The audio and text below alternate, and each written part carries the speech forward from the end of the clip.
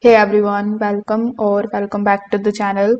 In today's video, I'm going to show you a partial workaround to progress trophies and achievements in Battlefield 6 bot lobbies after the October XP nerf.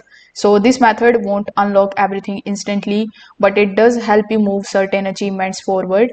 So first of all, you need to play on the mixed lobbies and not on the full bot lobbies. So after the update, the full bot lobbies give a reduced XP and limited trophy progress.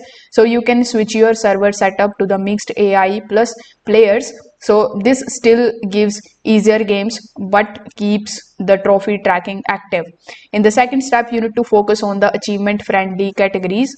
So right now some things still track in semi bot lobbies like weapon kills, gadget usage. Then we have assistant based challenges. So it is not 100%, but these categories still move forward most consistently.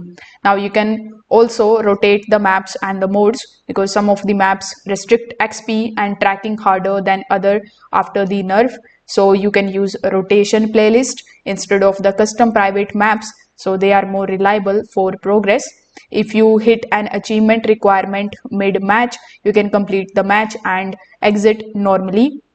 You can also force quitting or ending early, often blocks progress in the hybrid lobbies now. Battlefield's trackers still bug out in AI modes, so you can check your weapon status and the rebel levels.